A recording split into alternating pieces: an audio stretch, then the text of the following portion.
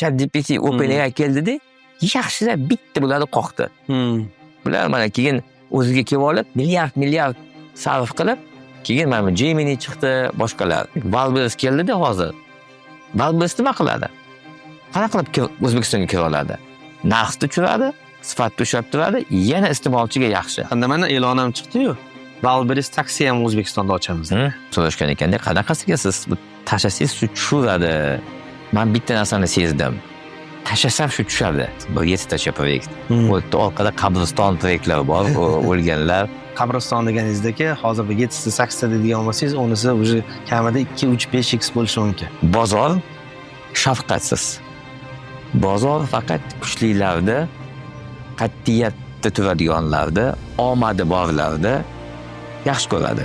Faqat Reels'dan qochish kerak, behuda shu 10 ta panjani hamnaqasiga bittasini ishlatishni o'rniga 10 tani ishlatib, ancha buni qilib ko'rdim, bo'lmadi. Tahlil nega bo'lmadi? Katta maqsadda bo'lisha oladigan, sizga podдержка beradigan odamlarni to'playlar. Shu oldindan savdo qiladigan tadbirkorlar bilan gaplashsak, ko'pchiligida qo'rquv bor. Lazzaga rahmat kattakon, maza qildim. Assalomu alaykum do'stlar.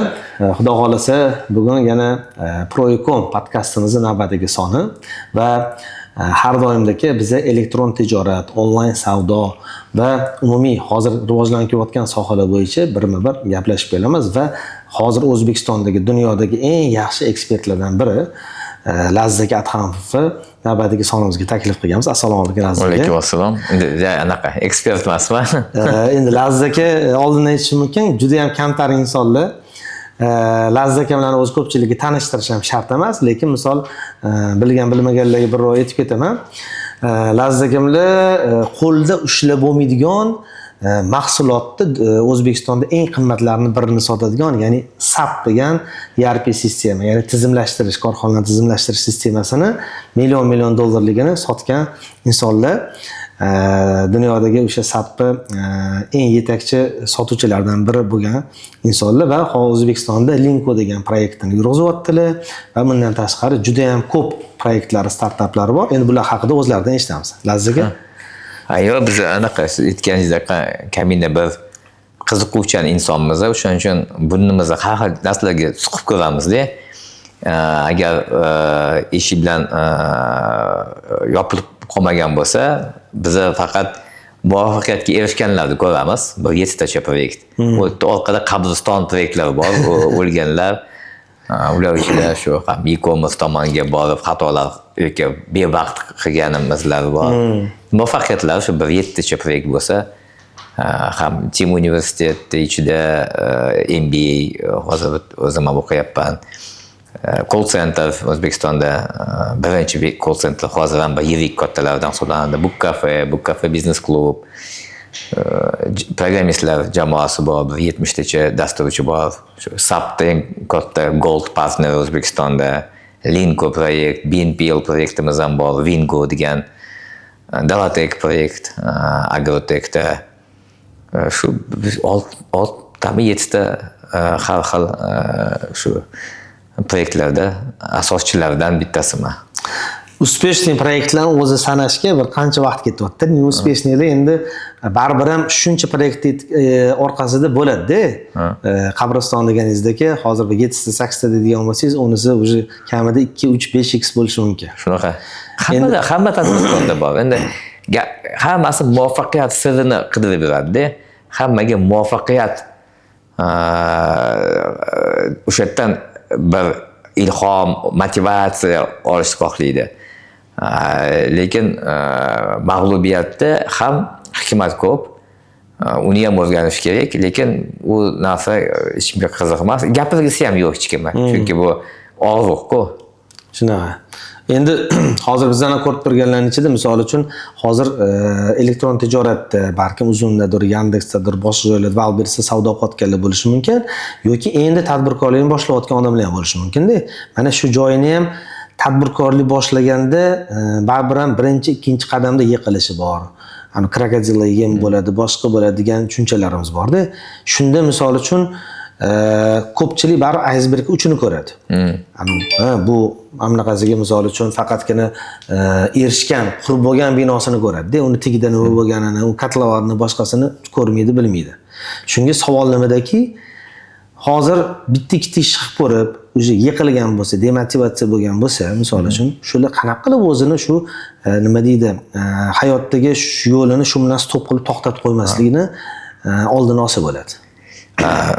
To'g'ri aytdingiz, odamlar aysbergda cho'qqisini ko'radi, lekin bu ham normal holat. Chunki bu shu motivatsiya beradi-da. Odamlarga bu bir qayoqqa intilish maqsadi bo'lib qoladi, deb yuguradi shu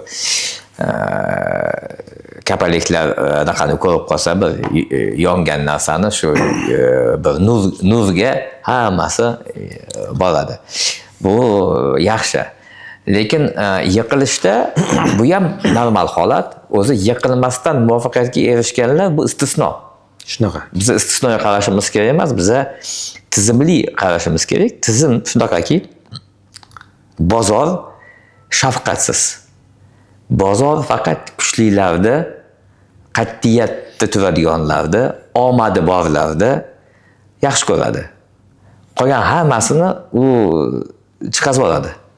Chunki bu shu bozorda bir shafqatsizligi bo'lganligi uchun biza eng kuchlilar yetib boradi va biza keyin shu yangi soat, yangi material, iPhone'lar tutamiz, kuryerlar paydo bo'ladi, yangi bizneslar. Onam bolaligini eslash kerak. Yosh bola yurishda endi o'rganayotganda yiqilish orqali.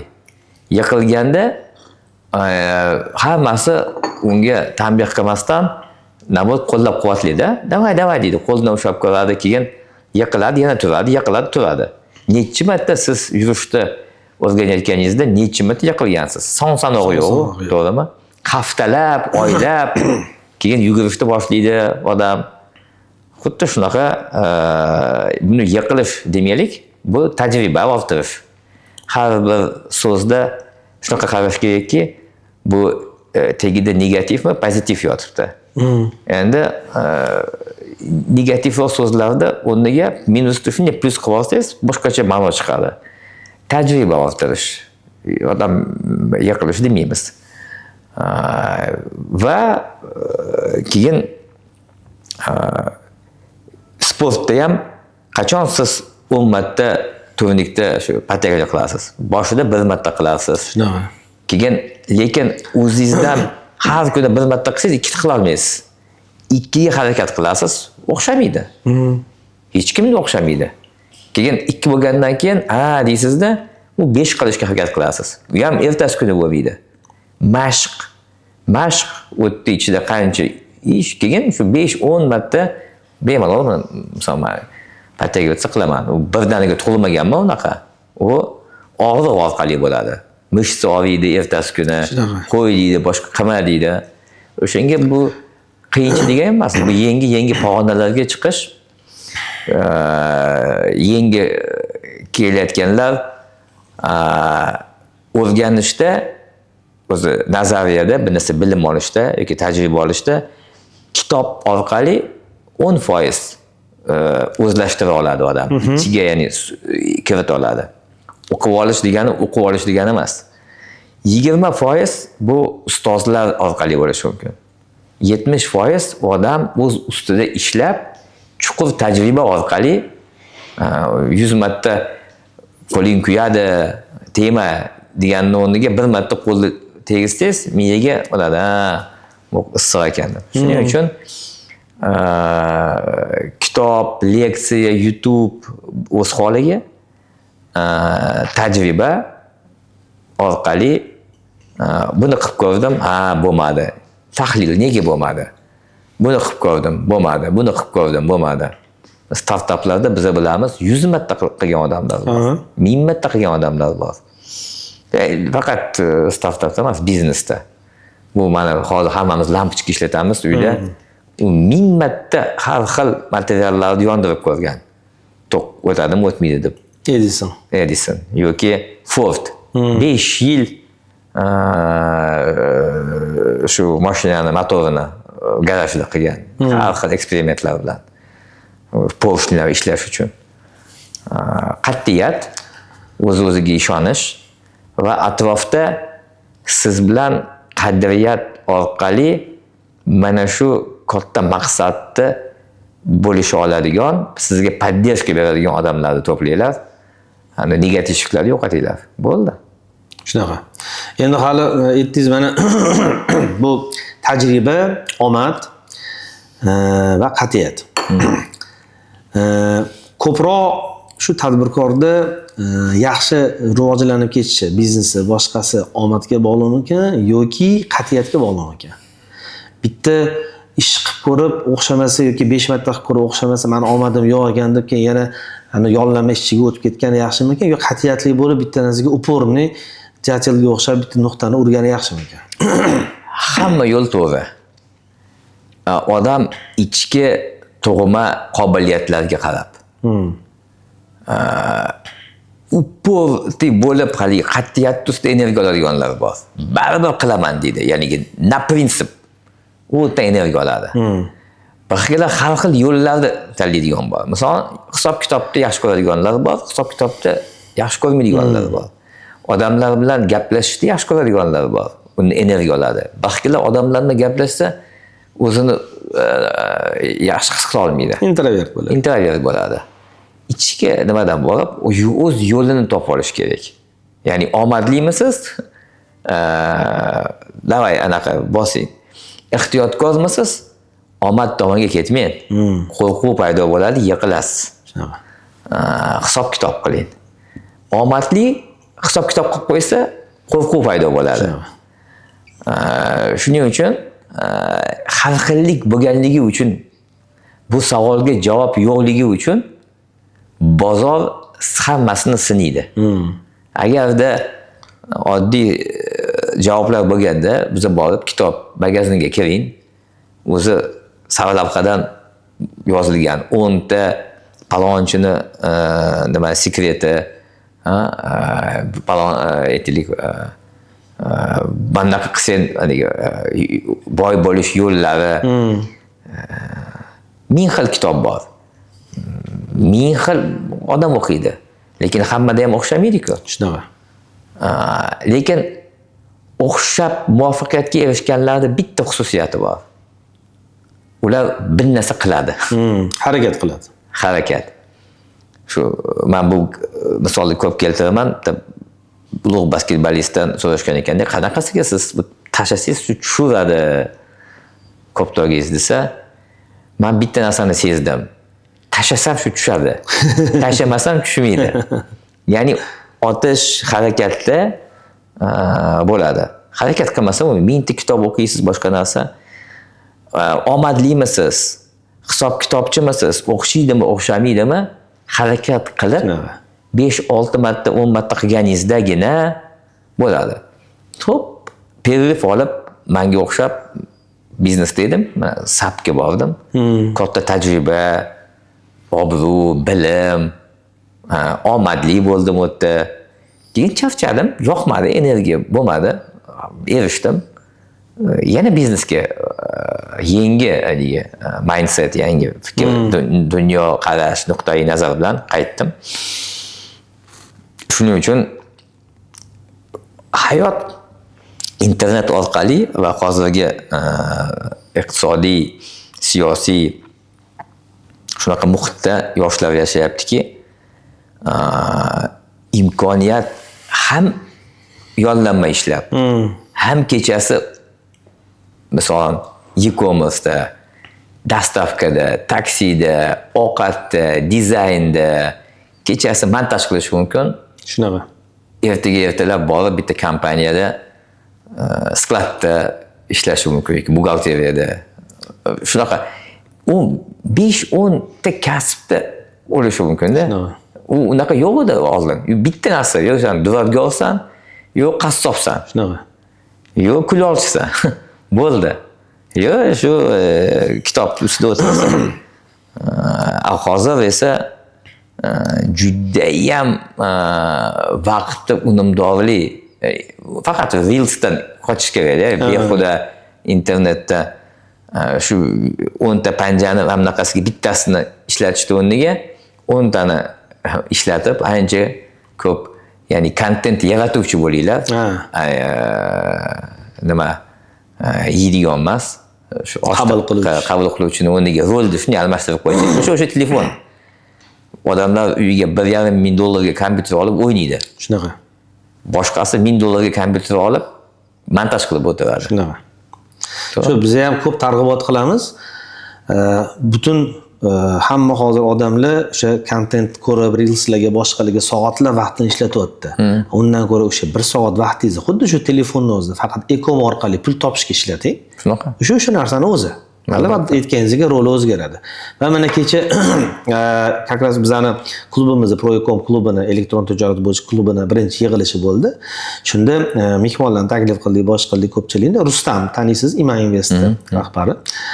Ular yo Murod aka Narzulloyev aytib qoldilarki, oldin bolalarni chetga yuborayotgan paytda o'qishga, boshqa narsaga qanaqadir kichkina hunarni o'rgatib, navoda borganda o'sha yerda qo'shimcha ish qilib, boshqa qilib, o'zining ehtiyojini, pulini topish uchun misol kimdirga sartaroshlik o'rgatib, kimdirga boshqa narsa, xullas qanaqadir kasb o'rgatib jo'natishgan. Hozir shuni o'rniga e-commerce'da ishlashni o'rgatib turib jo'natadigan bo'lsa, o'sha yerga borgan joyda любой dunyoning любой burchagida o'tirib, yana qo'shimcha 1 soat vaqtini ishlatib turib, xohlagan joyidagi e-commerce'dan pul topsa bo'ladi va o'zining ehtiyojini yopsa bo'ladi degan fikr bildirdilar-da. Ya'ni zamon o'zgaryapti.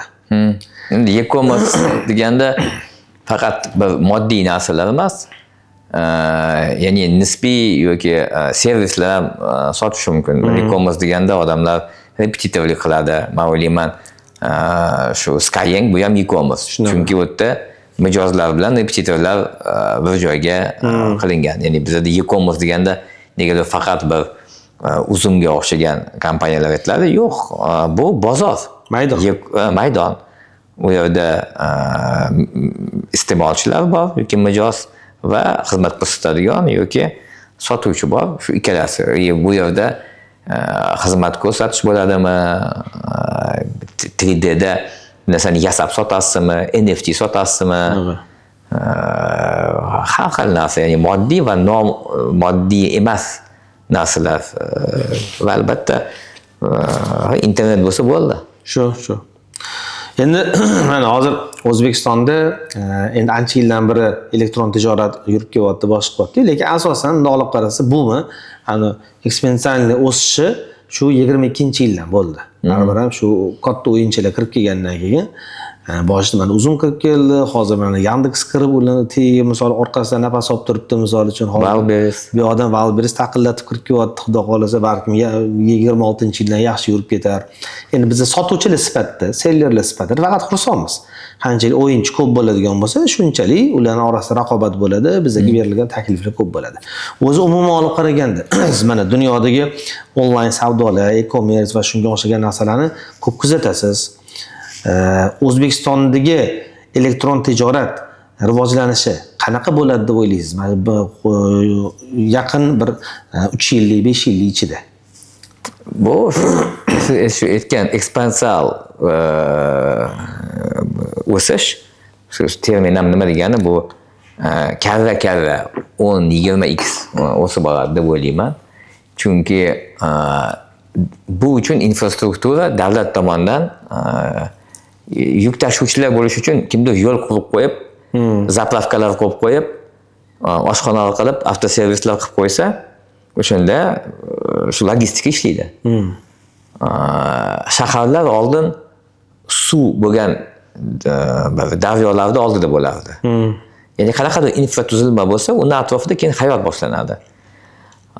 Xuddi shunaqa bir 16-18-yillarda katta o'zgarishlar bo'ldi.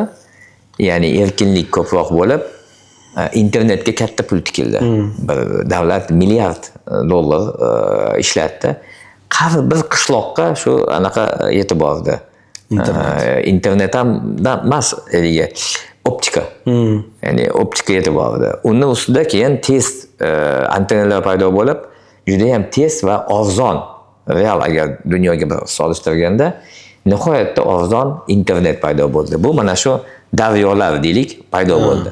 Ularda atrofida keyin shu ko'kalamzorlar, ularda yeydigan qo'ylar, qo'ylar yeydigan bo'rilar, mana shunaqa keyin paydo bo'ladi. Shaharlar ekosistema. Ya'ni bazaviy juda katta ish qilindi. Ya'ni har bir joyda internet yetarlicha bor, u faqat mana kattalashib boryapti. Ikkinchi trend bu hamma yoq mobillashtirish. Mana 5G, 4G internet tezligi oshib borib, trafikda 60-70% hozir mobil bo'lyapti. Odamlarda qo'llarida zamonaviy shu smartfonlar paydo bo'ldi. Ya'ni shu ham bu ekosistem piyasada qurilgan bir infrastruktura tomon. Mana yaqinda bulutli texnologiyalar, cloud kiradi, chunki bir yaramas qonun bor edi, shaxsiy ma'lumotlar haqida hech kimga kerak emas, faqat zararga ishlaydigan, bizlarni haligi Turkmaniston, Severniy Koreyaga o'xshagan bir davlatga aylantirib qo'ygan qonun bor edi. Mana qarasak, uni ham mana yaqinda e'lon qilindi, u bo'lmaydi. Bu degani boshqa maydonlarda o'zbeklar bemalol ishlashi mumkin, Amazonda yoki boshqalarda. Transport bo'yicha liberalizatsiya bo'lishi, mana oldin rosa svet o'chardi. Shunaqa. Juda ham ko'p, anaqa. Keyin mana 2-3 yil ichida ancha bu ham kamaydi. Yangi elektr stansiyalar yana qurilyapti. Xudo xolasa biz o'sha eksportga aylantiradigan davlat bo'lamiz. Chunki elektr juda ham muhim bo'lishi har doim. Yangi yo'llar, yangi koridorlar logistik, ular ham qurilyapti. Bular hammasi e-commerce nimaga kerak? Bu tezlik. Hamma narsani olsak bo'ladi. Ertaga, 1 oydan keyin, 2 oydan keyin e-commerce bizga eng katta foyda nima uchun keladi? Hozir, ya'ni buy demand. Knopkani bosdim, bo'lsin. Tezlik masalasi, qulaylik. Shu, men vaqtimga ketkazib borib, yarmarkada mashina qayerga tiqishni bilmasdan, ya'ni borib haligi qor, yomg'ir, magazin yurib, savdolashib, hamma narsa elektron. Shunaqa. Shuning uchun O'zbekiston ham 27 yoshgacha 60% aholi yana ham bu yoshayib boradi. Hozirgi yangi mijozlar, bular telefon bularni bir insonning qismi bo'lib qoldi. Shunaqa. Men va telefon har xil. Ya'ni bu meni qo'limdan bor, telefonsiz ham siqilmayman. Shunaqa. Lekin hozirgi yoshlar telefon va ular bitta. Ular hayot yo'q telefonsiz yoki iPadsiz. Badani bitta a'zosi. Ular naborot, odamlar muloqot, такой fizik muloqot muammo ularga. Ular yonida o'tirsam yozib o'tiradi bir-biriga. Biz-ku gaplashib o'tiramiz. Ular yozadi. Mana bu yangi mijoz, yangi iste'molchilar, ular faqat e-commercedan qiladi. Ular magazinga bor, tanla, bozorga borib savdolashish, siqilib bu farq bo'ladi bu bolalar. Shunaqa. Shuning uchun mana shu omillar borki, unlardan tashqari yana 100 tilab aytsak bo'ladi. Bozor deganda bu shu e-com. To'g'ri tushungan bo'lsam, hozir hamma infrastruktura omillar borki, shu O'zbekistondagi chakana bozorni ko'p ulushi e-comga o'tib ketishiga ehtimoli bor. Bitta faqat muammo bor. Uni endi yechishsa kerak. Logistika. O'zbekistonda ichida juda ham ko'p zamonaviy, to'g'ri shu warehouse, skladlar, omborlar yetishmayapti. Bizda ombor nima u? 4 ta devori bor, ustida ozgina tom qo'ygan, yoqqa ham yomg'ir ham, chaka ham qiladi. Keyin qichillaydigan katta eshik bo'lsa, shu ombor. Shunaqa. Ombor degan zamonaviy deganda bu kirish, chiqish, kvant, saralash, temperatura, issiqlik, namlik, hamma tomonlama klass A deydi. Shunaqa. Shunaqa omborlar yetishmasligi va ularga investitsiya qilinmasligi bu eng katta stopper bo'lishi mumkin. Endi uni ham tadbirkorlar ko'rib bunga investitsiya qilsa bo'ladi. Dark storelar, ya'ni qayerdadir vaqtincha saqlash bo'lmasligi yangi o'yinchilar uchun juda katta investitsiya bo'ladi. Bo'lmasa bu o'zi e-commerce qilish kerak emas bu narsani. Buni bu infrastrukturadan foydalanish kerak. Ijaraga olish kerak. Ijaraga olish kerak. Shunaqa. Yoki servis bo'lishi kerak. Sam olib kelib, yetkazib bergan, o'sha xizmatga pul olganda, u ijara ham emas. Shu narsa agar rivojlanmagan, lekin o'ylayman, bu ham rivojlansa, shu yana karra o'sishga olib keladi. Endi mana sekin-sekin katta o'yinchilar shuni ko'rsatib beryapti-yu. Misol mana Uzum katta o'sha klass A o'zini 3 ta omborxonasini qildi misol. Ikkitasini qildi, bittasini ijaraga oldi misol uchun. Hozir O'zbekistonda eng katta klass A omborxonalardan 12 edi misol. O'sha Xonoboddagi 110 kvadratli omborxonasi. Endi bu yog'iga Valberis mana hozir $180 million, endi aniq raqam emas u, lekin ular e'lon qilish bo'yicha $180 million tikib turib omborxona quryapti. U ham 150 ming kvadratli omborxona ekan. Shuni ba'zi bir tadbirkorlar orasida gaplashganimizda 150 ming kvadratga 180 millionni qanaqa ishlatar ekan degan bosh qotyapti-da.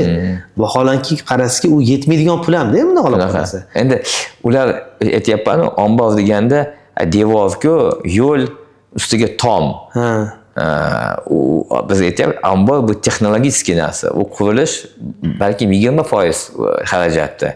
Ichidagi shu robotlar, informatsion tizimlar, vannalar bilan ishlaydigan, packing, unpackinglar, anaqa yo'l hamma narsa qilganda bu katta xarajat, proseslar qurish.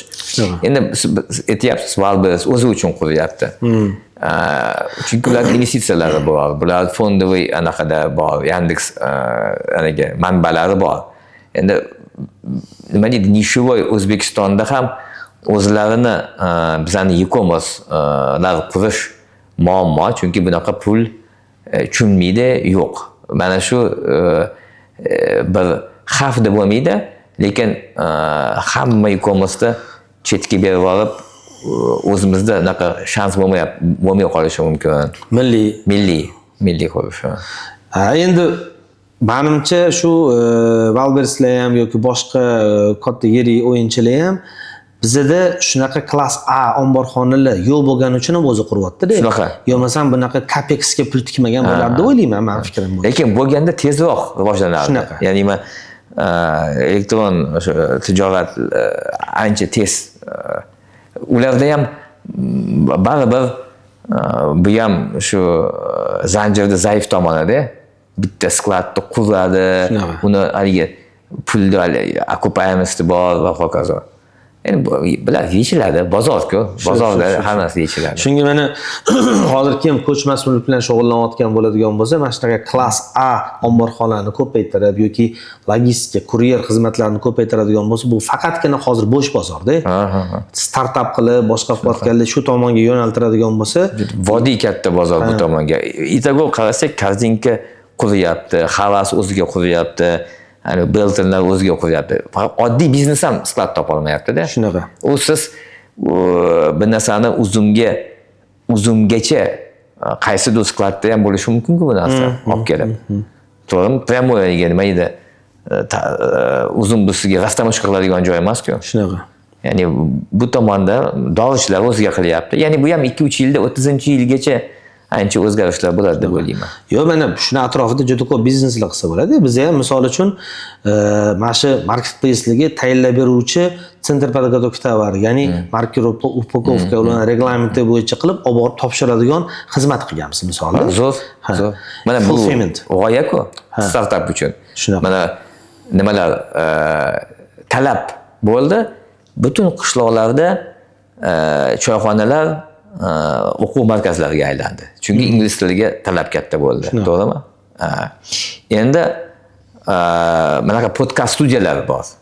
Podkast qiladiganlar o'zini studiyasini Capex qilishga hojati yo'q. Har bir hududda 5 ta 6 ta shunaqa joylar bor, svet, kamera hammasi bor. Mana shuni yozib bersangiz, qiziq, puli bor odamlar bor, qayerga pul tikishni bilmaydi. Kimdir yoshlar bor, aka men buni qilaman deydi. Aytdik, $5,000, $10,000ga kafenya qilsa bo'ladi. Самообслуживание. 20-30 ming dollarga coffee house. Undan ko'ra men o'zimga qiziq, necha pul turadi shu e-commerce uchun tayyorlab beradigan bir Markaz. Bundan olib qarasangiz 5000 million bemalol ish boshlaysiz bo'ladi. 5000 ga shu haliga skochlangan hammasini yoki yig'ib yoki Capex format, Opex format faqat, ya'ni hech qayerda fundamental o'z sotib olmaysiz, boshqa qilmaysiz, ijaraga olasiz joyiga. Uni kerakli anjomlarni qo'yasiz. Unaqa qanaqadir kapitalni оборудование kerak emas, tizim kerak. Hammasini yo'lga qo'yadigan bo'lsangiz, faqatgina shu konveyer bo'lgani hisobiga ko'p ob'yom ishlaganingiz hisobiga tannarxi tushirasiz, xarajat tushirasiz. Shuni hisobiga o'zi mijoz sotuvchi seller o'zingiz qilganingizdan ko'ra biz o'rtacha hisoblaymiz. Kichkina misol uchun mana bu narsani upakovka qilib marketplace omborxonaga yetkazib olib borib berguncha 3000 so'm xarajat bo'ladi-da. Logistika va hoqbozorlari bilan.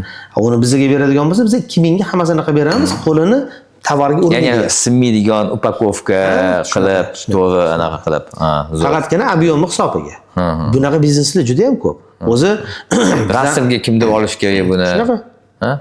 Bizning ekosistemamiz, mana shu Proecom ekosistemasi asosan shuni atrofida qurildi-da. Mana shu uzum boshlanayotgan paytda biz uzumni zapus qilishga yordam berganmiz. Ya'ni vitrina qilib, ularga tovar to'ldirib boshqa. Shunda orollar paydo bo'ldi. Fulfillment yo'q, kimdir qilish kerak, yo'q chiqadi. Keyin o'zimiz qildik. Ana rasmga oladigan fotostudiya, uni обработка qilib, infografika qiladigani kerak, uni qildik. Logistika kerak. Qarasi, oddiy logistika qilib bera olmayapti, keyin Xitoydan o'zimiz logistika qildik. Va hokazo qilib, sekin-sekin ekosistemaga aylandi. Hozir endi hammasini IT qilib upakovka qilyapmiz. Ya'ni buni boshqa hududlarda, Surxondaryo, Qashqadaryo, vodiyda kimdir shuni ko'chirma production qilib qilsa bo'ladi. Qanish? Bo'ladi. Bozor keng. Bundan buyog'iga hozir mana katta o'yinchilar bozorni shakllantirdi. Shakllantirdi, mijozlarning odati o'zgardi. Mana ko'rayotgan bo'lsangiz, odamlar hayotda onlayn zakaz qilmaydiganlar ham onlayn zakaz qilyapti yoki oddiy narsa fast foodlar, ovqat, boshqa degan narsalar oddiy hol bo'lib qoldi. Uyda pishirgandan ko'ra hamma zakaz buyurtma beryapti. Upakovkaga ham yangi shunaqa anaqa talablar paydo bo'lyapti. Shu odamlarning odati o'zgardi-da. O'zgardi. Bundan buyog'iga endi meni fikrim bu, elektron tijorat atrofida, ya'ni marketplace'lardan tashqari yana hozir endi xususiy alohida internet magazinlar rivojlanib boradi. Nishaviy magazinlar rivojlanib boradi. Bu yog'iga uje bunaqa narsalarga talab ko'payadi-da. Ya'ni shu infrastruktura bilan boshqalar ham foydalansa bo'ladi. Kayfiyat chiqazadigan, aytaylik, nimalar chiqazadi va maslama zo'r. Buni mana hozir omborxonalar to'g'risida gaplashdik. Biz o'sha zapus qilayotgan paytimizda shu uzumni zapuska mas'ul bo'lgan odamlardan biri tanishingiz kerak, Kazan Express rahbari Lenar. Snolin, o'sha bizning sherigimiz bo'lgan. Ular bilan shuni boshlab boshqa qilganmizda, keyin ular Qozog'istonda yangi proyekt qildi, tez degan. Xuddi aytganingizdek, Opex variant qilib omborxona, klass A omborxonani ijaraga olib, startda o'zida 150 ming kvadratli omborxona qilib misolda. Keyin yana talab paydo bo'ldi, kim botga tovar to'ldirib beradi. Biz O'zbekistondagi sotuvchilarimizni jalb qildik. Qara, O'zbekistonda Andijonda turib, Buxoroda turib, bemalol Qozog'istonda sotsang bo'ladi. Tovaringni yuborsang bo'ldi. Faqatgina o'sha infratuzilma kerak bo'ldi. Biz Qozog'istonga ham bitta omborxonamizni qo'ydik. Bu yerdan tovar shuni yuboradi, u yerda qabul qilib, o'tga chiqib ketaveradi. Buning orqasidan butun dunyoda savdo qilsa ham bo'ladi. Savol Lazzaga. Hozir mana ko'p ekspertlar bilan gaplashsak yoki sotuvchilar bilan gaplashsak yoki o'sha oldindan savdo qiladigan tadbirkorlar bilan gaplashsak, ko'pchiligida qo'rquv bor. Elektron tijorat yoki marketplace'lar bilan ishlaydigan bo'lsangiz, siz ularga tobe bo'lib qolasiz. Ertaga qo'lingiz bog'lanib qoladi va ular o'zini hukmini o'tkazaveradi deyshadi misol. Shunga fikringiz qanaqa? Rus tilida neizbежность degan so'z bor-da. Qanaqa o'zbek tiliga tarjima qiladi? Neizbежность, ya'ni bo'ladigan narsa. Baribir bo'ladi. Qishda qor yog'adi. Taqdir. Taqdir emas, lekin aniq bo'ladigan narsa. Yozda issiq bo'ladi. Shunaqa. Shunga texnologik tomondan biza O'zbekiston bozori ochilib rivojlanish uchun bo'ladigan aniq omillar bor. u xohlaysizmi, xohlamaysizmi kiradi. U haqida ko'p gapirsa bo'ladi. Oldin ba'zan uydirma qo'rquvlar bilan konvertatsiyani yopib qo'yishgan. Faqat zarar. Uydirma qo'rquvlar bilan shu shaxsiy axborotni yopishib qo'yib, ayniqsa bu ham IT rivojlanishga shikast yetkazdi. Uydirma qo'rquvlar bilan boshqalar kirmasin deb 100% poshina qilib qo'ygan mashinaga, hamma narsaga. Bularni tagida faqat keyin shaxsiy manfaat bo'ladi-da, lekin biz hali jamiyat bunaqa demokratik va ilg'or bo'lmaganligi uchun hali buni rivojlantirish kerak. Mafkurani odamlarda faqat korrupsiya bo'ldi, shu abu saxiylar paydo bo'ldi. 100% bu mahalliy ishlab chiqaruvchilarni himoya qilaman deb bularni zaif qilib qo'ydi. Shunaqa. Koreyaga borasiz, u yerda Mercedes, BMW yuribdi, Kia Hyundai yuribdi. Germaniyaga borsangiz juda ham ko'p Kia Hyundai turibdi. Nega Kia Hyundai Germaniyada yuribdi? Chunki bu bola qo'rqmadi. O'zini davlatida Mercedesdan BMW, Toyotaga qarshi tura oladigan kuchli bo'lganligi uchun u Germaniyada ham bozorini bosdi, kuchli bo'lish uchun. Uydirma qo'rquvlar bilan biz nima qildik?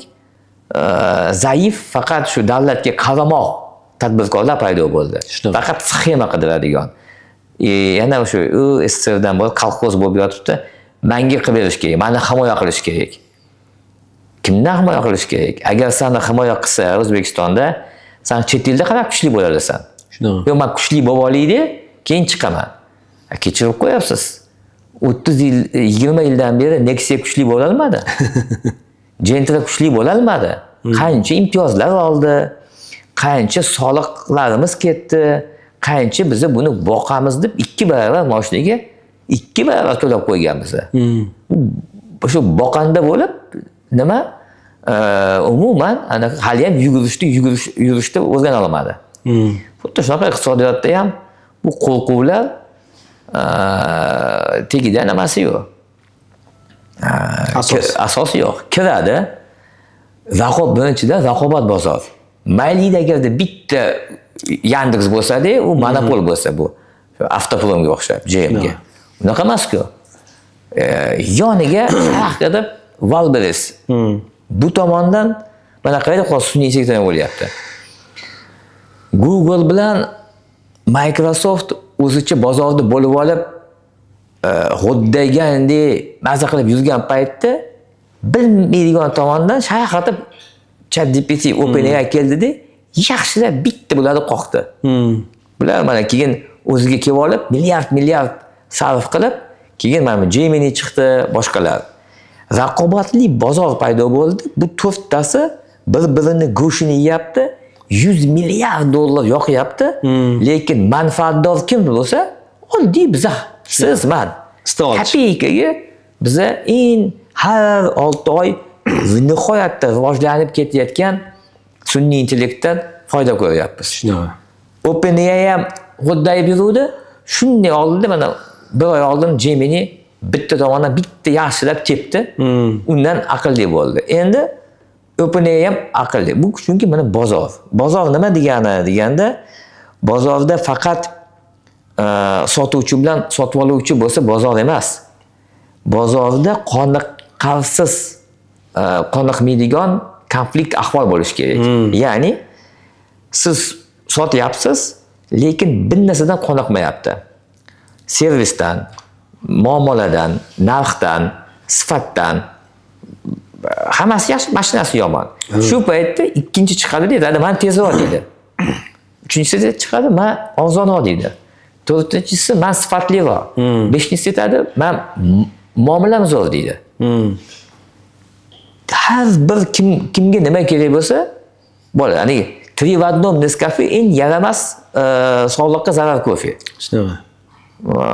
Shuning uchun bozor iqtisodiyotda bizning prezidentimiz bozor iqtisodiyoti qilyapti. Mana VTOga kiryapmiz.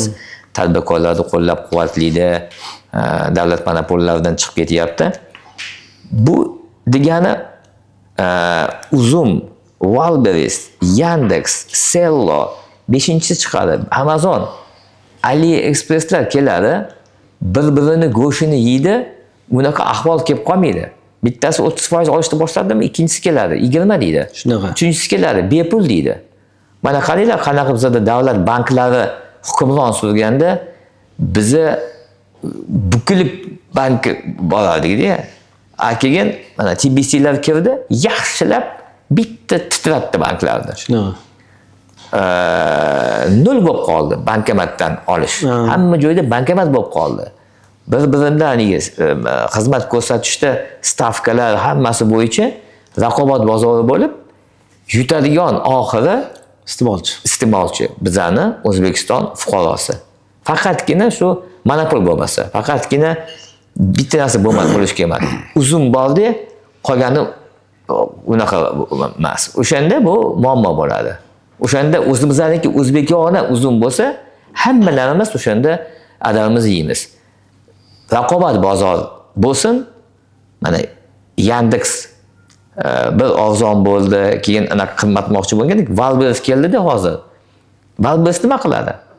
Qanaqa qilib O'zbekistonga kira oladi?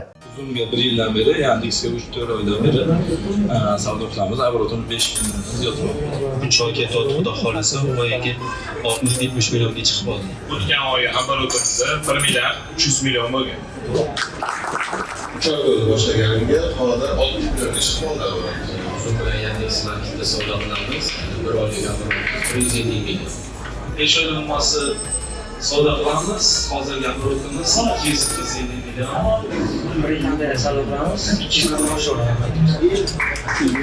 100 milliondan oshiq. Оборотим 50 million atrofida. Uzumda Yandexda yaqinda Wildberries'dan boshlaymiz. O'yinchoq kategoriyasida savdo qilaman. Aylanmamiz o'tgan oy 150 millionga yaqin bo'ldi. Proycom akademiyamizda 2 oylik dastur tuzganmiz va bu dasturimizda qanaqa qilib marketplace'larda start olish, qanaqa qilib savdo qilish, qanaqa qilib to'pga olib chiqish va o'zimizning tajribamizdagi barcha nyuanslarini o'rgatib borganmiz va buni ketidan 2000 tadan ko'p tadbirkorlar allaqachon marketplace'larda savdosini qilib daromadini olib kelyapti. Siz ham marketplace'lar orqali daromad olish niyatingiz bo'ladigan bo'lsa, pastdagi havola orqali ro'yxatdan o'ting. Bizning menejerlarimiz sizga aloqaga chiqib, batafsil ma'lumotlarni berishadi. Narxni tushiradi, sifatni ushlab turadi, yana iste'molchiga yaxshi. Shunaqa. Bitta jans qolib ketganda hozir aniq 1 yilda narxni 50% ko'tarib olsa bo'lardi. Nima chiyillab qo'yib qila olmasdik. Shunaqa. Lekin Royal taksi bor. Ya'ni ishlamaydigan joyda. Yandex kirib qolaman desa, endi raqobatda, ya'ni bozorda eng zo'r shu tarafi raqobatchilik hech qachon hech kimga bozorda ichida birovni manfaatini deb sizlar qarorga qoldirib ketish bo'lmaydi. Bu meni shaxsiy fikrim. Monopol bo'lish kerak emas. Yaqinda mana e'lon ham chiqdi-yu. Wildberries taksi ham O'zbekistonda ochamiz. Shunaqa. Bozor endi mijozlarni tez olish qanaqa? Shunaqa. Mijoz ekosistemaga tezroq jalb qilib olish. Payme-klik maza qilib o'tirishdi. Bitta keldi, oson chiqdi. Keyin TBC paymeni sotib oldi, klik undan ham rivojlanaman dedi. Ikkalasi tanlov bor. Hammamiz telefonda 3-4 ta. Agarda ikkalasi g'o'd desa, uchinchisi paydo bo'ladi. Shunaqa. Uzun paydo bo'ldi banki. Mana oddiy misol, hozir aytganingizga tasdiqi, misol uchun uzum savdo qilyotdi, uzumdan ko'pchilik foyda qilyapti, lekin haqiqatan katta o'yinchi bo'lgani uchun, bozorning ulushini kattasini egallagan uchun baribir ham sotuvchilar xuddi JMga tobe bo'lgandaki, bunga tobe bo'lib turadi. Lekin bu yerdan Yandex o'yinchi kirib keldi, Yandex market kirib keldi. Kirib kelgandan keyin u nima bilan mijozlarni jalb qiladigan bo'ldi? Nasiya savdo. Nasiya savdosini biz 2 oyga bepulga beramiz dedilar. 7 million, 14 million. Yangi yildan oldin 6 oyga bepulga beramiz. Ya'ni 6 oyga siz 100 so'mga olayotgan nasiyangiz bo'lsa, xuddi shuni 100 so'mga nasiyaga bo'lib olsangiz bo'ladi. Shunaqa. Bu mijoz iste'molchiga nima berdi? Mana ko'chada nasiyaga telefon oladigan, texnika oladigan 1000 ta anaqamiz bor, har xil korxonalar bor, ma'lum katta-kattalar. Shular yiliga 40%, 50%, 35% valyutada nasiyaga beradigan joylarini ko'pi ozgina tentirab qoldi. Shunaqa. Endi Wildberries kelsa, ularning resursi ko'p, puli ko'p, boshqasi ko'p, u ham bozor qozonish uchun mana shunaqa instrumentlarni ba'zi birini beradi, yana iste'molchi yutadi. Ertaga arablar qarab nun bo'lishi mumkin. Bozor shunga moyil bo'lsa, bo'ldi. Endi asosiy narsa bu yerda shu davlat antimonopol qarab turish kerak bozor ulushlarini. Amerikada jo'ski, katta korporatsiyalar yechindirib oladi. AT&T telekomni monopolni nima qildi? Rockefellerlarni chopdi 5-6 ta kompaniyaga. Microsoft shunday keldida, ya'ni brauzerlarni chiqarib yubordi. Juda ham qaraydi shu narsaga. Endi men o'ylaymanki, bu narsa monopol bo'lmasa kerak hech qaysi tomondan, bozor katta. Shuning uchun zirek qarab turadi. Odamlar bu tomondan bo'lsa Instagram orqali sotishni boshlaydi. Shunaqa. Endi mana qarang, biz baribir ham bizdagi asosiy auditoriyamiz sotuvchilar, sellerlar-da. Seller pozitsiyasi bo'yicha, demak, hamma bozorda, hamma kanalda savdosini qilish kerak. Ha, zirga qarab turish kerak. Shu bozorda pulsini doktorga o'xshab ushlab turish kerak. Pulsni ushlaydi, qarab, o'lchab, check-up qilib turish kerak. O'shandagina sizlarda faol harakatlaring, sellerlarda, bularda xuddi ishga bermaydi.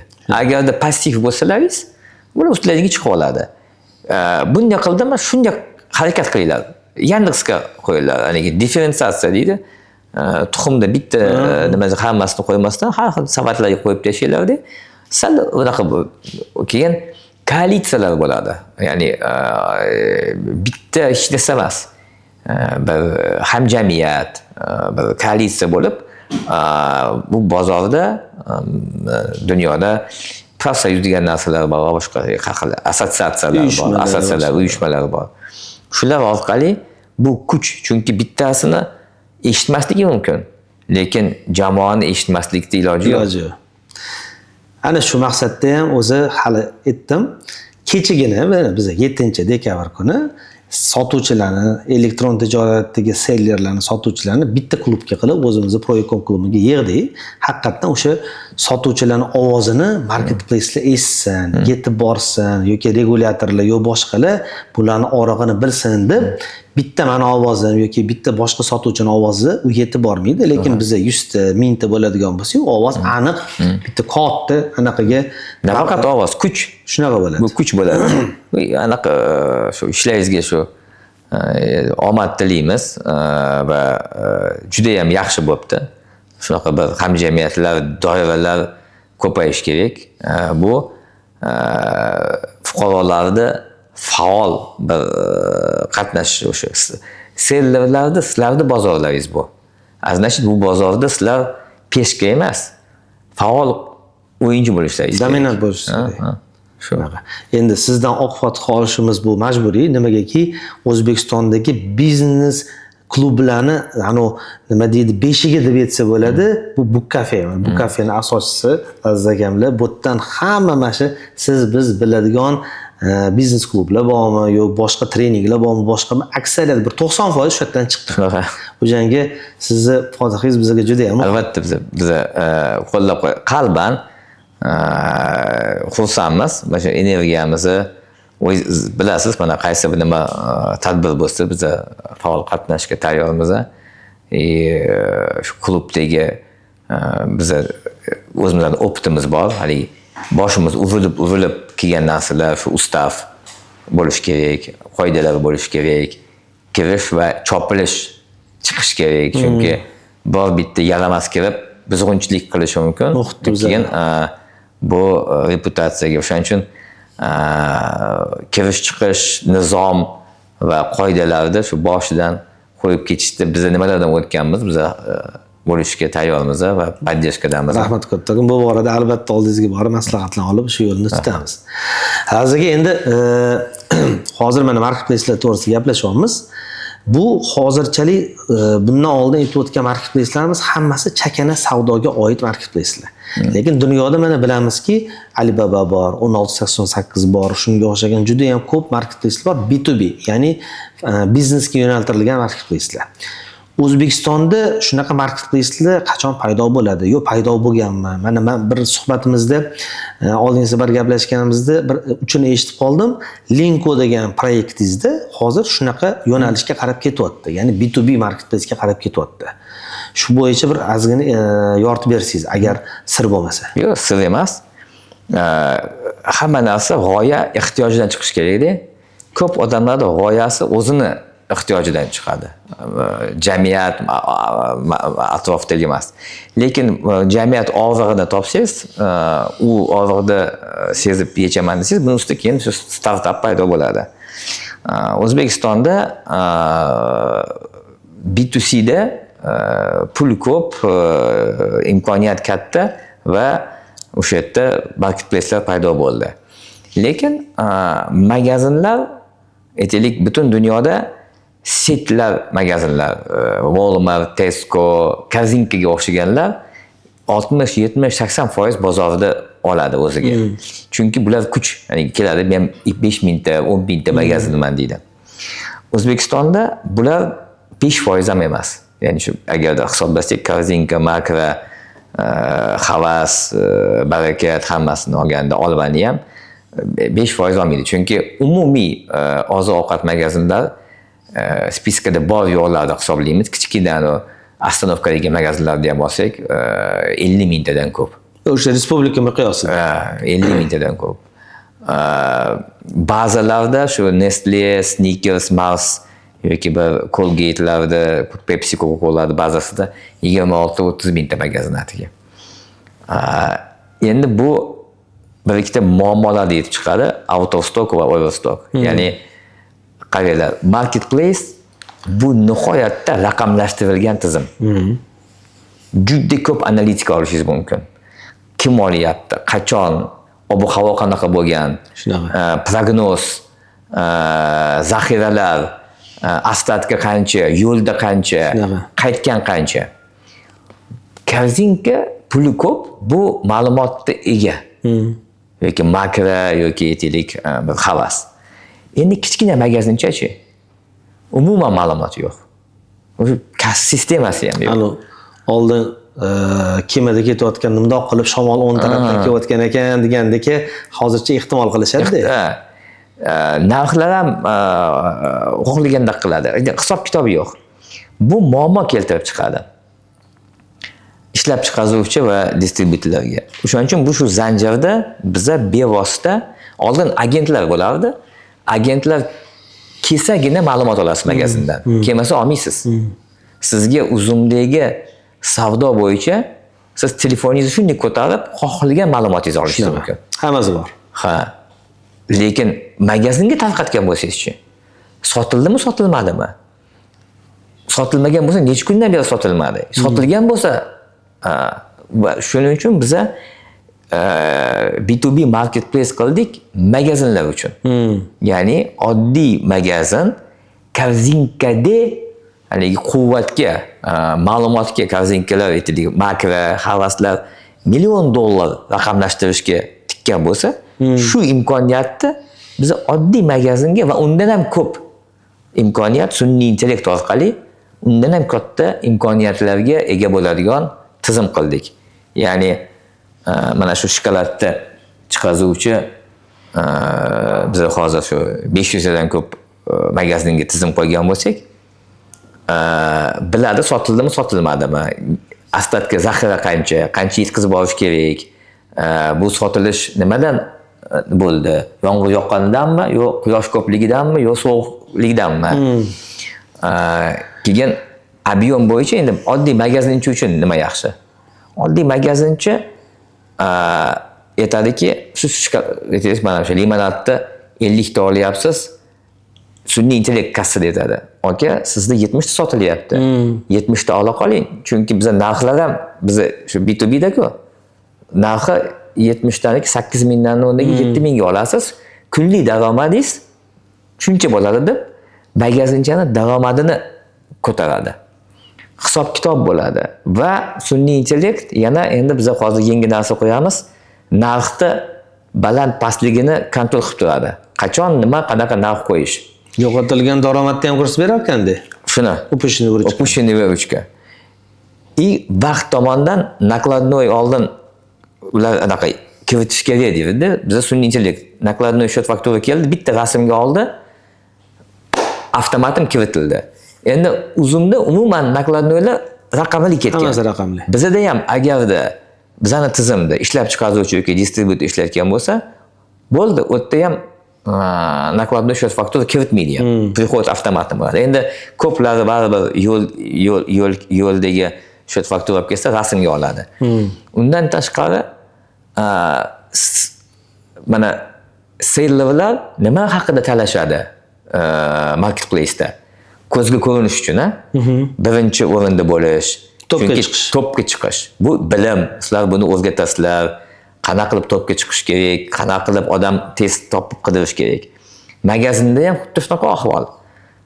Siz детский питание qilayotgan bo'lsangiz yoki pampers qilayotgan bo'lsangiz, 10 ta raqobatchi bor. Hammasi ko'zga ko'rinmoqchi bo'ladi. Odam kirganda ko'zga ko'ringanini oladi.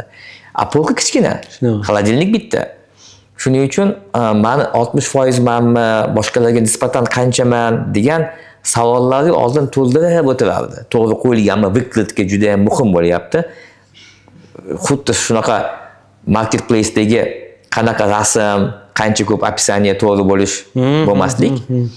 Xuddi shunaqa biza magazinda rasmga olamiz, tahlil qilib beradi. Bitta rasmga olib, sizning moliy raqobatlarga nisbatan shuncha foiz to'g'ri turilganmi, narx aksiya joyidami, joyida emasmi, aksiyalar to'g'ri berilganligini onlayn qilamiz. Ya'ni biza katta setlar qanaqa ishlab chiqaruvchi bilan ishlagan bo'lsa, xuddi shu imkoniyatni biz endi oddiy magazinga, oddiy ishlab chiqaruvchiga beramiz. Chunki siz moliy agent emas, skidka bermoqchisizda aksiya. Marketplace'da qanaqa yaxshi? Knopkani oldingiz, 20% skidka berdingiz, skladni bo'shatib oldingiz. Shunaqa. Qanaqa qilib magazinga buni qilsa bo'ladi? Har biriga telefon qilish kerak, borish kerak. Xo'jayini almashib qo'yishi mumkin. Bizda bitta e'lon berdingiz, hammaning kassasida chiqdi. Distributor e'lon. Distributor Dubayga anaqa poyezdga iPhone 17 kim ko'proq shu qaysidir molni. Mana shunaqa bir B2B ekotizim. Telefonda Linkotab bor. Masalan, ko'rayotganda Linkotab qilib yozib qo'yamiz. Anaqada описаниеda linkini. Linkotab 5000 tadan ko'p magazin o'zi qashat qilgan, lekin meni tavsiyam meni bizdan post olsa, hisob-kitob magazinniki bo'lsa, bu nimaga olib keladi? Hozir magazinlarga nasiya berilmaydi. Chunki tan olishimiz kerak, xufiyona iqtisodiyot ko'p. Shunaqa. Marketplace ochiqsiz. O'shaning uchun ma'lumotni olib nasiya beriladi. Oddiy uzumda. Pasportni olib. Endi magazinlarga katta brendlar nasiyaga bermay qo'ygan. Vaqtida pul ololmasligi uchun. Endi bizda aytyapmiz, hisob-kitob bizda ketayotgan bo'lsa, biza koeffitsiyentlarni chiqarib berib, siz qancha shaffof bo'lsangiz, shuncha sizlarga bizani atrofda moliya pul egalari kapaliyada aylanib yotibdi. Kimga оборотga pul kerak? Xohlasangiz islomiy muboraha, ya'ni bu yerda ham sizni shaffofligingiz sizga narxda berayotganda arzonroq berishga keladi, chunki risk kam. Qancha bir pulni vaqtida bermasangiz va boshqa bu shu tizim orqali biz moliyani kirityapmiz. Xudo xolasa mana shu yanvar fevralda boshlanadi. Ya'ni olayotganingizda как shu uzumdaqa yoki Yandexdaqa xohlasangiz Nasiyaga olsa 100% xohlasangiz nasiyaga, ichida xohlasangiz o'zingiz qadriyatingizga, aqlingizga qarab xohlasangiz kredit, xohlasangiz shu islomiy nasiya bo'ladi. Mana shu imkoniyatni yo'q imkoniyatlarda beramiz va biz o'rganyapmiz ko'p narsa marketplace'lardan, ya'ni dark store'lar bo'lishi juda ham muhim magazinlarga yetkazib berish vaqtida. B2B bu B2C sizlar qilayotgan ishni soyasi. Biz qarab, qani oddiy inson telefondan nima manfaatlarga ega bo'lsa, B2B da ham shunaqa bo'lishi mumkinmi deb bo'ladi. Va ikkinchi tomon B2B bu hamma narsa ichida bor narsa degan chiqmaydi. Ya'ni g'ish bilan limonad bitta joyda bo'lmaydi. Va o'ylaymanki, yaqin bir yillarda xususlashgan mana shunaqa marketplacelar paydo bo'ladi story materiallar uchun. O'tda g'ish, kafel, sim, shifer, qum va hokazo. Hamma narsa bitta joyda bo'lsa-ki, prorab borib xo'jayin ham biladi, narxlar solishtirib, shu nasiya yoki yo'q bo'lib olish. O'tda ham shu sellerlarda va narxni arzon berdi-ku, yetkazib bermadi vaqtida. Uni cho'ktiramiz. Rating bo'yicha, yoki narx arzon, sifat va unaqa emas. Va yoki qaytarib servis qila olmadi.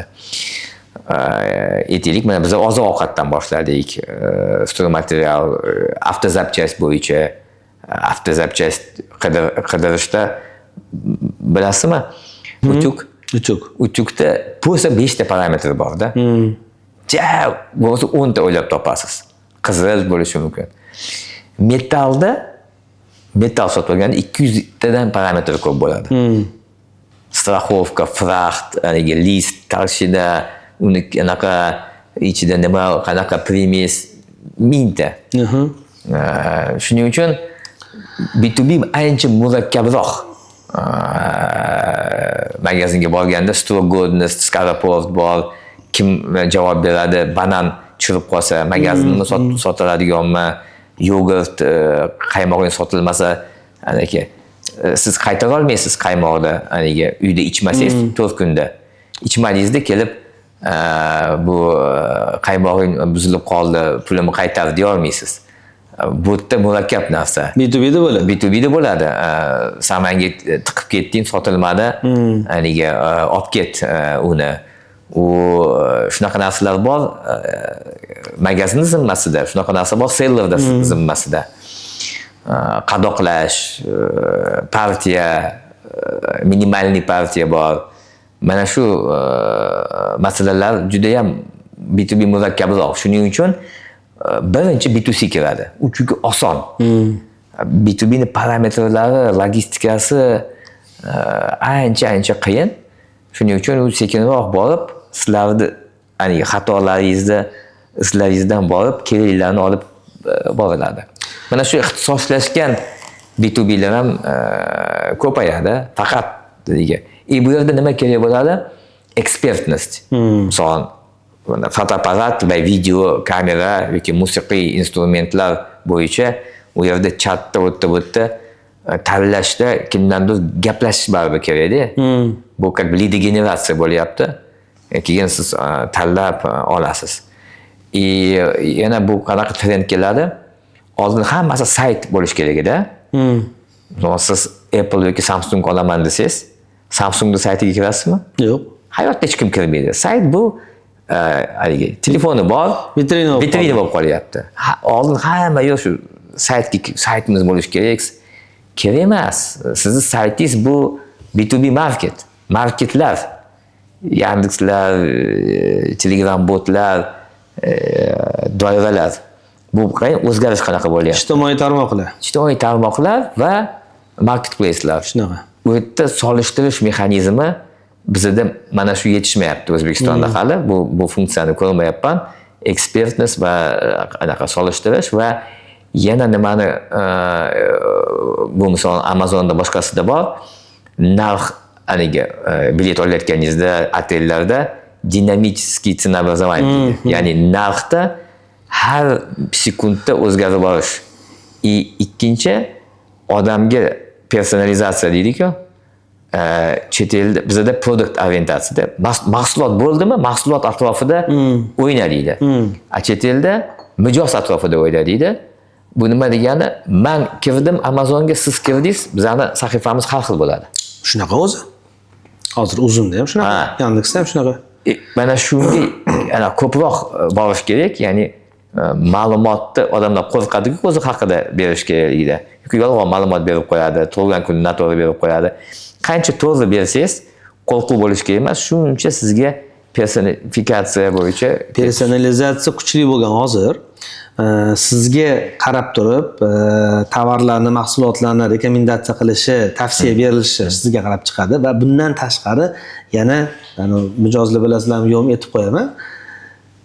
iPhone'dan kirib narxini solishtirsangiz va oddiy Androiddan kirib solishtirsangiz boshqa narx chiqadi. Oldin endi nima deydi? Qo'rqamiz bularga qarab qo'yish deydi-ku. Lekin bu juda ham qimmat mexanizmlar-da. Buni oddiy O'zbekiston startap qilishi qiyin. Shunaqa. Masalan, sizda 10 ta mahsulot bor. Kompyuterda 5 ta ko'rinadi. Endi iPadda kiryapsiz. 4 ta ko'rinadi. Shu 10 tasidan qaysini ko'rsatish kerak? Podrяд o'sha nariga ko'rinmaydigan 6 tasi, balki menga qimmatda yoki arzonroq kerak. Telefondan kirsangiz 2 ta ko'rinadi. Shunaqa. Ya'ni bu yerda ham mana shu dinamikani ta'minlab beradigan juda ham katta murakkab matematika va hisob-kitoblar, algoritmlar bor. Bu manfaatlardan bu faqat shu anaqa katta bolalar, o'yinchilar kelganda ya'ni manfaatchi oxirgi mijozda oxiri. Shunaqa. Shunga tovar tanlayotgan paytingizda e'tiborli bo'ringlar. Bu faqatgina telefon, iPhone'ga, anaqaga, Androidga bog'liq emas. Sizni hisob raqamingizni, ya'ni plastik kartingizda qancha pul aylanadi, siz qayerdandir oldin nasiya olganmisiz yo'qmi, ya'ni scoring sistemasi, mana shular hammasi jamlangandan keyin shundan kelib chiqib qolgan holda menga bir narsani 1 million ko'rsatsa, sizga 1 million 100 ko'rsatishi mumkin misol. O'shanga shu joyga e'tibor berish kerak. Yana bu nimaga keladi? Seller product centric. Haligi bitta narsani haligi bolasidek tovarga qaraydi-da. Unutinglar. Mijoz haqida ma'lumot to'playlar, mijozni o'rganinglar, jobs to be done nimalari bor. Bu nimaga bu kerak? Bu bo'lmasa PLdan chiqib ketib, krujkaga kelasiz, krujkadan choyni sotasiz, choyniniga choy sotasiz balkim. Shunaqa. Juda ham bizanikilar yopishib qolgan mahsulotga. Mahsulot atrofida. Mahsulotni nima qiladi? Shunaqa mahsulot haqida 1 soat gapirish mumkin. O'zing haqida, mijoz haqida gapirsang 5 minutda cho'kadi, o'ladi. Bu bizning bozorda bir endi bu ham evolyutsiya. Ya'ni konkurensiya mijoz haqida o'ylaydiganlarda ko'proq qiladi. Ma'lumot bo'lsa mijoz haqida hozir mana o'zimizdan qiyos qilib aytishim mumkin. Bizning ekosistemamizga elektron tijoratda savdo qilmoqchi bo'lgan inson keladigan bo'lsa, har qanaqa kanalimiz, ya'ni haligi fulfillment skladimiz orqali kelsa ham, biza ularga boshqa xizmatlarimizni taklif qilamiz. Logistikamizni, importni, outsourcing yoki agar bilimiga yetishmasa akademiyamiz va hokazolar. Yoki boshqa kanalimizdan keladigan bo'lsa ham xuddi shu. Undan kelib chiqqan holda yana orollar paydo bo'ladi. Orollarni ketadi, yana yangi loyihalar chiqib keladi.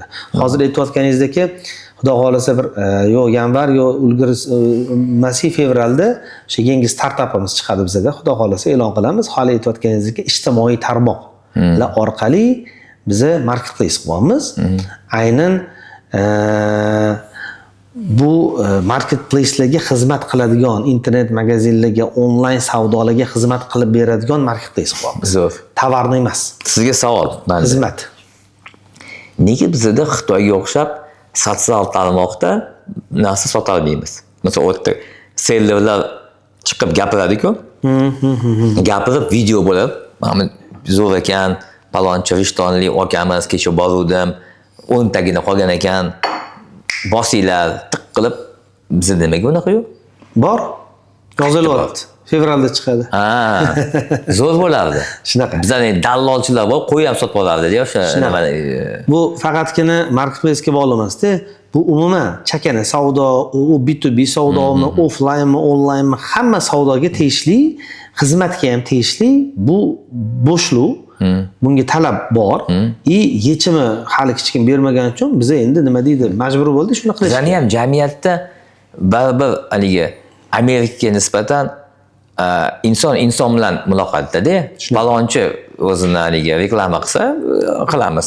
O'shanda zo'r imkoniyat bo'lardi deb o'ylayman. Bu ham bo'shliq-da. Qarasam, na buni Uzumda roadmapida bor, yo'l xaritasida, na Yandexda. Chunki bular biznes modelida bunaqa yo'q. Ya'ni bu nima yana aytyapmiz, raqobatchilik nima deganda Любой o'zbek mana shunaqa qilib ketsa bo'ladi-da. Instagramda ana ketyapti, knopkani bos deydi, to'lab qo'ygan. Buni biz hozir ko'p anaqalar bilan gaplashib turibmiz, marketplacelar bilan yoki bir qanaqadir maydoni bor, misol mana Linko bilan gaplashsak bo'ladi, integratsiya qilishga API orqali misol uchun referalniy anaqa ссылкалari bilan, чтобы ikki tomon manfaatli bo'lish uchun mijoz oqimini biz haq привлечение merchantov degandagi o'shni vazifani bajarib beramiz.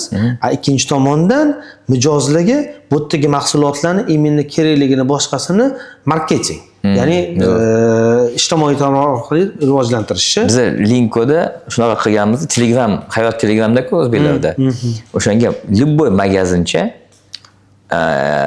shunday QR kod qo'yadi, Telegram bot orqali magazin atrofdagi domlarga dastavka qila oladigan modul qilib berganmiz. Zo'r. Ko'rayotgan bo'ladi. O'sha jiyani. Baribir kimdir bo'lsa homilador ayol telefon qilib aytadi, menga palonchi kvartiraga taniydi-ku, o'shanga Telegram bot qilib qo'yamiz. Kimdir qo'yib qo'yadi, yon atrofdagi uylarga orqali lavka dastavka beradi. Telegramda o'tirib qiladigan. Ya'ni bozor borki, shunaqa narsalar ko'payadi. Da, zo'r. Xudo xolasa B2B marketplace hozir siz nisha dedingiz. Именно oziq-ovqatga mo'ljallangan. Linko, to'g'rimi? Oziq-ovqatga, lekin bizda hozir farmatsevtika va masalan Shell maftalarini, ya'ni yog'larini mashinalar uchun hamma servislarda va avtodo'konlarda ular ham shu tarqatib kontrol qiladi. Shu bizning link orqali. Ya'ni oziq-ovqatdan biz o'sha chap o'ng tomonga qarayapmiz, kirib ketyapmiz. Nega mana katta ob'yemi bor o'sha qurilish materiallari yoki shunga o'xshagan misol avtozapchastlar, shunga o'xshagan bir boshqa nishalarga kirilmayapti? Spetsifika bo'lish kerak. Bitta narsani mani o'zimiz strategiyam qanaqa? Bitta tog'ni ustiga chiqib olib egallab olish kerak-da. Keyin uni atrofida pulemyotlarni qo'yib, o'sha tog'ni himoya krepit qo'yadi, qala qo'yasiz. Boshqalar bu tog'ni egallash muammo bo'ladi. Keyin boshqa tog'ga borsangiz bo'ladi. Agar 4-5 ta tog'ni egallayman desangiz, anaqa muammo. Ya'ni fokus strategiyasi oziq-ovqatni mana aytaylik Bills. Ular to'g'ri strategiya bo'lgan. Faqat kiyim-kechak. Kiyim-kechakni egallashdi. Kiyim-kechak aytgandaqa muammolar kamroq ketdi u narsa. Skaroport, Banangoshop, u haliga vaziyat qayerda bo'ladi, srok godnosti uchun ancha ko'proq ma'lumotga ega bo'lish kerak. Va kiyim-kechakda manbasi ko'proq bitta-da O'zbekistonda. Oziq-ovqatda 100 talab nimalari bor. Bu yerda shu Salesforce Automation ishlab chiqaruvchi va distributorda ichida sizni shu dasturingiz bo'lishi kerak. Biza 400 tadan ko'p bularni bo'llarini bilamiz. Narx, sklad, logistika hammasi bizani bo'lganligi uchun magazinlarga hujum qilish oson bo'ldi. Endi magazinlarda xudo xolasa biz oziq-ovqat do'konlarida raketadek uchib olyapmiz, chunki почти bepul 2-3 oy ichida любой aksiya ham emas. Kiringlar, zaifga beringlar, qo'yinglar. Manfaatni sezsalaringiz to'lashni boshlaysizlar.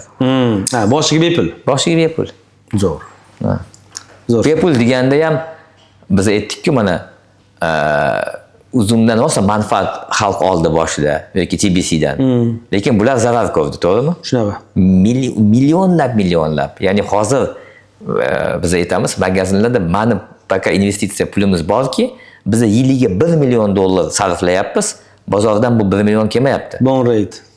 Bu biz yoqyapmiz bu pulni o'zgartib olish uchun. Foydalanib olinglar. Boshida Yandex kirganda 5000 so'mga yurardik taksida. Shunaqa. U taksisiga 10,000 to'lardi. Ya'ni magazinchi bepul ekan deganda sizlar bilinglar, 3-6 oy biz katta sizlarga bekitib turib berib katta sarflar qilyapmiz. Lekin bu o'yin ham tugaydi sarflar turib. Shu. Endi strategiya anaqadan operatsionniy ish biznesdan foyda ko'rish emas, kapitalizatsiyadan. Kapitalizatsiya. Bu ham g'arb biznes bilan O'zbekistondagi biznesda katta farqi. Biza afsuski judayam qisqa muddatli o'lchovlar bilan o'ylaganimizga faqat operatsion foyda, ya'ni hozir pul ishlab olish. Shuning uchun brend ustida ishlab kapitalizatsiya degan narsa o'ylanilmaydi. Lekin biz shu bozordamiz, kapitalizatsiya. Xudoga shukr, mana 10 million dollarga yetdik kapitalizatsiyamiz. Barakasini bersin. 1,5 yil ichida. Chunki biz boshdan shu strategiyani qurganmiz. Shuning uchun sales ham bilish kerakki, конечно, mana hozir pul ishlash oson. Eng yo'l. Ozon berdim. Lekin o'zini brendini, o'zini kuchli tomonlarini izlab, qurbonlik qilib kapitalizatsiya tomoniga ketsa, qancha startaplar Alibabadan, AliExpress'da ichidan chiqqan. Shunaqa. AliExpress'da ichida, ya'ni bu yaxshi so'zda parazit bo'lib, u akula o'sib, buni yonida o'sadigan strategiyalar bor. Qancha kompaniyalar korzinkani atrofida o'sdi. Shunaqa. Chidash kerak bu uchun. Va albatta uzoq muddatli nima bo'lish kerak. Qancha kompaniyalar Amazonda yonidan chap o'ng tomondan o'sdi. O'zi O'zbekistonda bor call centerlar Amerikadan O'zbekiston 300-400 million dollar eksport qilayotganda hammasi Amazon atrofidagi pul. Bu ham e-commerce. Shunaqa. E-commerce demasak ham e-commerce, chunki logistikani ta'minlab beryapti yonida. Ya'ni e-commerce'ga qiziqmayman demanglarki, e-commerce'da atrofida juda katta pul aylanadi. Shunaqa. Misol aytaylik, men ishlab chiqazaman shu chashkani. Menga yaxshi marketolog outsource kesib aytadiki, men shunaqa buni nima qilib beraman, haligi teglarini qo'yib, rasmga olib, so'zlarni tavsiya qilib beraman, shu sotuvni ko'taraman. Lotin, Kirill, rus tili, ingliz tili va qanaqadir video bu haqida olib beraman, storytelling qilib beraman. Bu hammasi outsource. Shunaqa. Chunki men chashka chiqazyapman, men boshim og'ritmaylar. Yoki buni olib ustiga paxtakor qilib chiqarib oling, imенно o'yindan oldin. Ya'ni triggerning marketing degan narsa bor. Buni xudo xolasa endi o'zbeklar o'zlashtiradi. Nafaqat bitta brend ustida juda qisqa mikro trendlar bor. Shu payt faqat kerak. Mana bir oydan keyin reklama ketib kino chiqadi. Tushunyapti, shu bu kino bosadi, uchadi.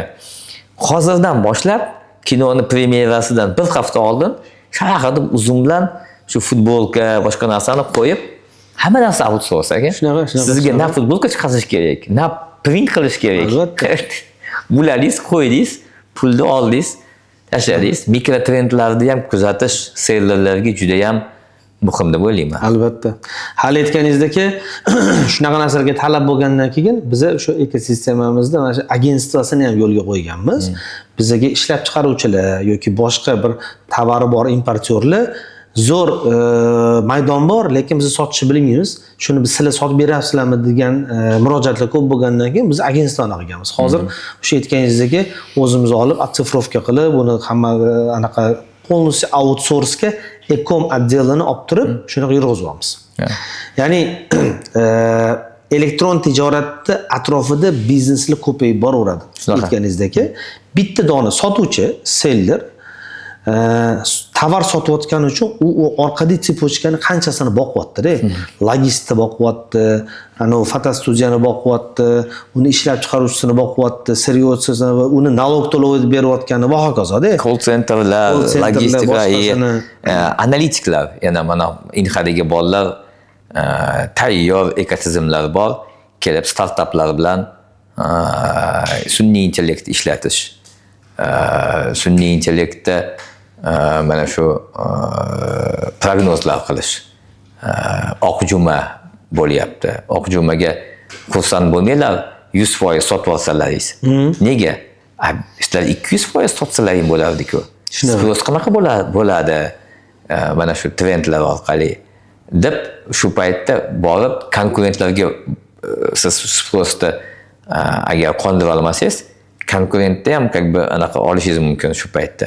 Chunki endi brendingiz kuchli bo'lsa. Ya'ni bu ham analitiklar, prognozlar, sun'iy intellekt, bu ham bir startaplar deb o'ylayman.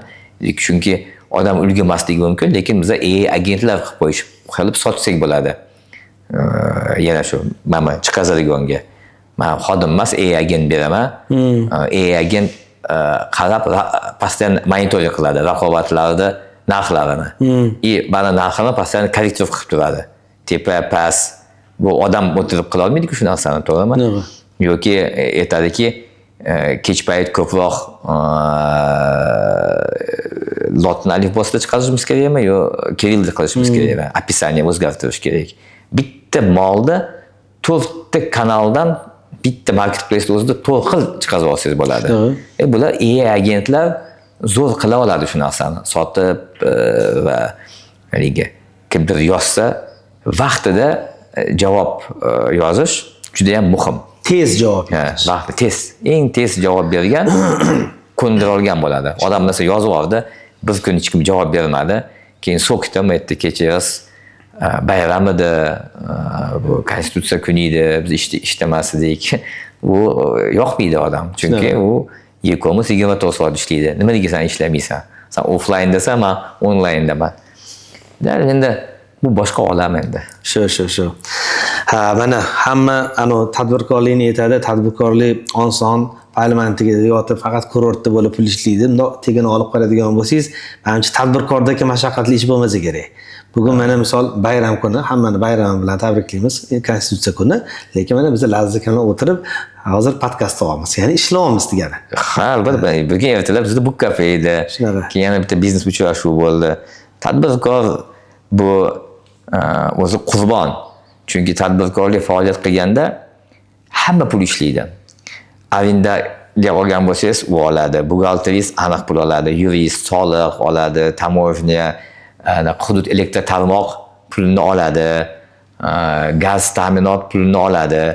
Hammasi pulini olgandan keyin qo'rovliz, sotuvchi ham oyligi bor-da. 100% hech kim o'tirmaydi haligi nimada bonusda. Shu syomkachalar. Keyin oxiri qolsa yo qarz qoladi, yo bu narsa qoladi. Shu tirib tinchimagan va jinnilar desa bo'ladi. Hamma mas'uliyat bo'ylingizda. Hamma mas'uliyat sizda, ha.